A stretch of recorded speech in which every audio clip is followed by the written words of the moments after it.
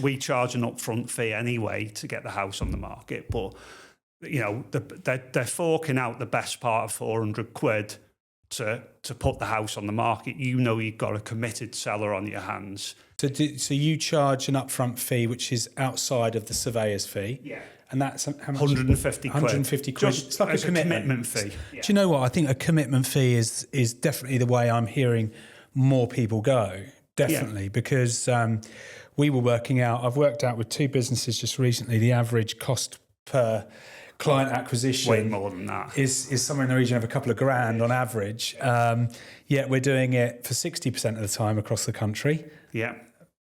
For nothing. So I calculated this morning with somebody that I was mentoring, who we added that there was the 60%, so 40 odd percent were exchanging. And how much that actually cost the business with 2 offices. It's £500,000. Unbelievable. On working with clients that aren't really committed. No. Yet your commitment this is what makes me laugh about fees, when people are trying to beat you down on fees. And I really believe that estate agents are just terrible at educating, not everyone, terrible at educating about the investment that they're about to undertake rather than the lack of risk the vendor's going to undertake. Because if you think about it, and there's a no sale, no fee format, we're going to invest a couple of £1,000 into the next 3, 6, 9, 12 months of working with you. And the time that it's going to take for us to do this, there's no risk to you. There's no cost to you. I mean, it's unbelievable how the industry has survived for as long as it has on a no sale, no fee basis.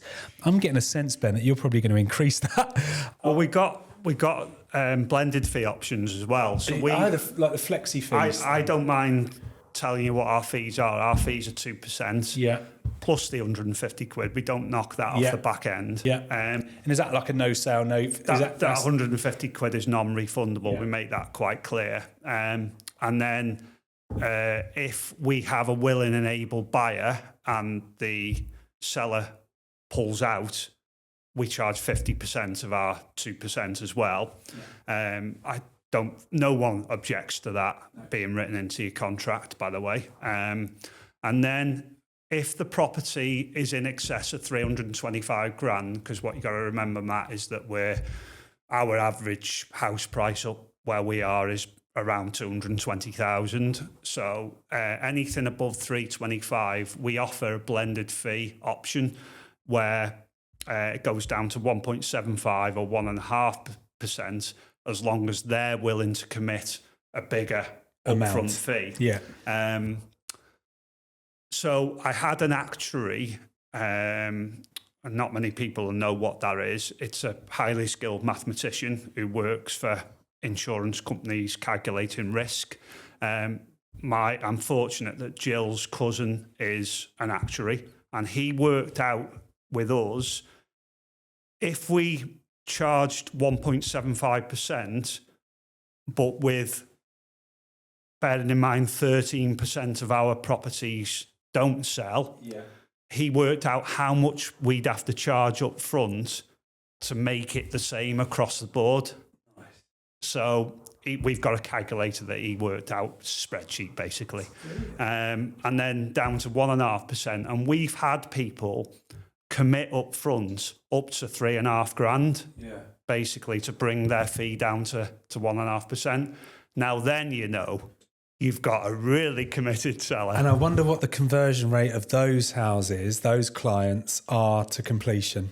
Well, it's nearly 100%. Probably 99.9%. Do you know what I mean? No, but that's another bit of information, isn't it? That anyone that's showing more commitment gets the reward. Yeah. And that's a really, really cool thing to hear. And it stops them also taking their business elsewhere. Oh, totally. You're not going to lose them, are you? No. And I suppose, when you're working with someone like that, you feel like you're duty bound as well to do everything that you can possible to get them to their outcome. So the survey, setting up a local arrangement and you've gone off your back to do this, what prompted it? I just got frustrated with my sales progression team coming back to me and saying, this has fallen through for this reason. And a lot of the time it was survey reasons where what you're bringing into the equation, if there's a problem on the survey, is emotion. You've got then an emotional seller saying, I didn't realise that there was that wrong with the house. Then you've got perhaps a first-time buyer that's never done this before. The estate agent can talk till they're blue in the face to that first-time buyer about the fact that the problem isn't that bad, but they don't trust you because they know you're working for the seller. Absolutely. And it just gets all messed up. Yeah. And you then have got the first-time buyer's mum and dad getting involved and saying, oh, well, that's going to cost you 10 grand when you know it's only going to be $2,000 or something $2,000 like that. or $3,000. Yeah. So I just thought, you know what? The answer here is to get a survey at the beginning. And at the beginning, we were doing home buyers surveys. People were actually forking out for 400 or 500 quid for a home. But then I thought, well, hang on a minute. The buyer has to get one as well. This is a bit, there wasn't a lot of uptake. It's more of an awareness piece, isn't it? Yeah. Rather than I can pass this on to someone and as in they're going to buy it off me, they're going to want their own surveyor, the mortgage valuation and so on and so forth. So it makes sense to scale it back a touch from that. Definitely. It's the way to go. And like I say, it's surprised me even how much of an uptake we've had on it. But I think it comes down to the valuer selling the idea. And you've got to be speaking to the right kind of person. And all of our marketing is directed at that kind of person. Who goes out there in your business and has that conversation as a valuer? Is there a couple of people? Or? We've got three. So we've got three what we call personal agents. And they are with that client from when they get their trust to instruct. So they put it on the market and then they're staying with that client until it goes under offer. They're the negotiator. The client's putting full trust in that person. Then that's exactly what we're doing. We've removed glass ceiling.